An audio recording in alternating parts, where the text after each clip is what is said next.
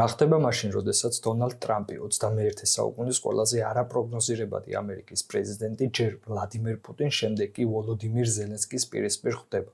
განვლილი შეხვედრების სამშვიდობო მისია იყო თუ ახალი გეოპოლიტიკური დიდი და გაცილებით საშიში თამაშის დასაწყისი. ერთ კვირაში ორმა შეხვედრამ საერთაშორისო ყურადღება მიიპყრო. ტრამპის ხელის ჩამორთმევა პუტინთან შესაძლო შერიგების ნიშანი იყო. შემდეგ კი მისი გულთბილი დახვედრა ზელენსკისთან პაიკრობის დასასრულზე მიუთითებდა, ხოლო ევროპელი ლიდერების ვაშინგტონში ჩასვლა უკრაინისადმი ევროპის ურყევ ხალხდაჭერას ნიშნავდა. აქვე დავსვათ კითხვაც. ამ შეხვედრებით ტრამპი მშვიდობას ამყარებს თუ ორივე მხარეს ერთმანეთის წინააღმდეგ იყენებს და რას ნიშნავს ეს ყველაფერი ევროპისთვის, რომელიც რუსულ აგრესიასა და ამერიკულ არაპროგნოზირებადობის შორისაა მომწყვდეული. ტრამპის, პუტინისა და ზელენსკის ისტორია ამ კვირას არ დაწყებულა. ეს არის ხანგრძლივი მეტოქეობის უახლესი თავი, რომელიც ცივი ომიდან იღებს სათავეს, როდესაც აშშ და საბჭოთა კავშირი გავლენებისთვის მთელს მსოფლიოში იბრძოდა.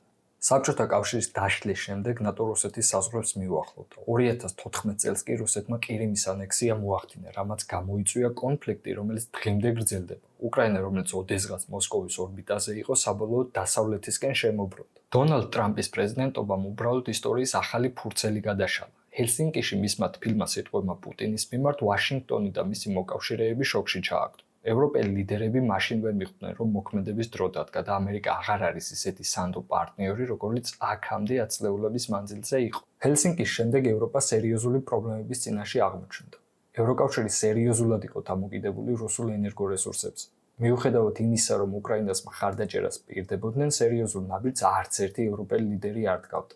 თუმცა ყველაფერი 2022 წელს რუსეთის სრულმასშტაბიანმა შეჭრამ შეცვალა. რატომ არის ეს ყველაფერი ახლა მნიშვნელოვანი?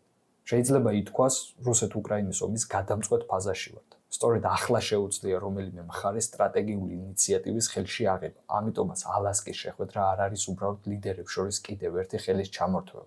სასწორზე დევს რესურსები, უსაფრთხოება და თავად ევროკავშირის მომავალი. ერთის მხრივ პუტინისთვის უკრაინა წითელი ხაზია, ერი რომელიც მისი მტკიცებით რუსული გავლენის სფეროს ნაწილია. ზელენსკისთვის გადარჩენა დასავლეთის მხარდაჭერაზეა დამოკიდებული, ხოლო ტრამპისთვის, ასე ვთქვათ, მისთვის გათვლა სხვაგვარია. ის კითხვის ნიშნის ქვეშ აყენებს ამერიკის უსასრულო დახმარებას, მაშინ როცა ევროპას მარტო დარჩენის ეშინია. სწორედ ამ ფონზეა განსაკუთრებით საინტერესო ალასკის შეხვედრა და შემდეგ ზელენსკის შტატებში ვიზიტი. არც ისაა უცნაური, რომ მთელ მსოფლიოში ტრამპის, პუტინისა და ზელენსკის შეხვედრები რადიკალურად განსხვავებული კუთხით გაშუქდა. ამერიკულ მედიაში სათაურები პირდაპირია. ტრამპი უკრაინას ძირს უთხრეს, პუტინმა ოპერაცია მოიგო, ევროპა მარტო დარჩა. ევროპული მედია ამ შიშს ნაწილობრივ იმეორებს. ბერლინსა და პარიზში ანალიტიკოსები გვაფრთხილებენ, რომ ტრამპის ჩრდილოვანმა დიპლომატიამ შესაძლოა ნატოს ერთიანობა შეასუსტოს. თუმცა უნდა ითქვას, რომ ტრამპისა და ზელენსკის ევროპელ ლიდერებთან ერთობლივმა შეხვედრამ განწყობას და სიტუაცია შეცვალა. მსოფლიომ კიდევ ერთხელ დაინახა, რომ ამერიკა ისევ დასავლური დემოკრატიის სადარაჯოზე დგას და ის არასდროს მიატოვებს უკრაინას. მოსკოვში კი სახელმწიფო პროპაგანდისტული მედია ტრამპისა და პუტინის შეხვედრას ტრიუმფად აფასებს, ხოლო ზელენსკისა და ტრამპის შეხვედრას საფრთხის შემცველად მოიხსენიებს. სათაურებს მიღმა ანალიტიკოსები უფრო მნიშვნელოვან კითხვასაც სვამენ, რაც საუბრობენ ლიდერების სინამდვილეში დახურულ კარს მიღმა. რენდის ამერიკელი სტრატეგოსები ამტკიცებენ, რომ დახმარების შეწყვეტამ შესაძლოა თვეებში უკრაინის თავდაცვა ჩამოშალოს, რაც გაათამამებს რუსეთს და ძირს გამოუთხრის შტატების სანდოობას მსოფლიოს მასშტაბით. ამიტომაც დახმარების შეწყვეტა არც კი განიხილება, მით უფრო რომ უკრაინას ორპარტიული მხარდაჭერა აქვს. ჩეთემ ჰაუსის ბრიტანელი ექსპერტები კი ვარაუდობენ, რომ პუტინის მიზანი მშვიდობა კი არა, გაყინული კონფლიქტია, რაც უკრაინას მუდმივ არასტაბილურობაში ჩაკეტავს, ევროპას კი მუდმივი სამხედრო კონფლიქტის შიში აცხოვრებს, რაც პოლიტიკურ არასტაბილურობას გამოიწვევს. მნიშვნელოვანია გადავხედოთ რუს ექსპერტებსაც, ზოგიერთი მათგანი პროპაგანდისტულ ზეიმშია, თუმცა ტრამპი-პუტინის შეხვედრას ყველა რუსი ანალიტიკოსი არ მიესალმა.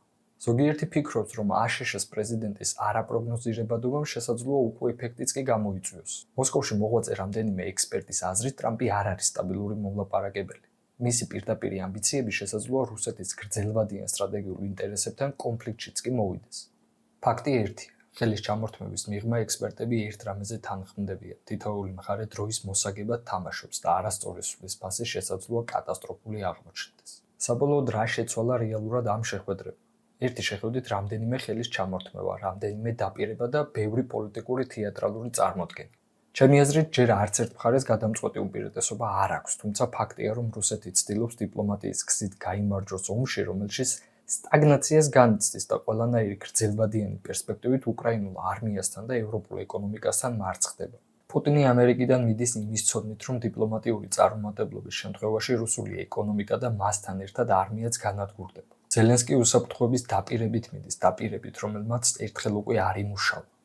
და ტრამპი პრინციპში მან მიიღო ის, რაც უნდოდა, მსოფლიოს ყურადღება, მაგრამ დაიმახსოვრებს თუ არა მას ისტორია როგორც გარიგებების დიდოსტატს და მიიღებს თუ არა ის ნობელის პრემიას მშვიდობის დარგში ერთჯერ კიდევ სათუო. და თქვენ რას ფიქრობთ? იყო ეს სამიტი მშვიდობისკენ თუ უბრალოდ მორიგი შოუ? გამოიწერეთ არხი და დაწერეთ თქვენი აზრი კომენტარებში.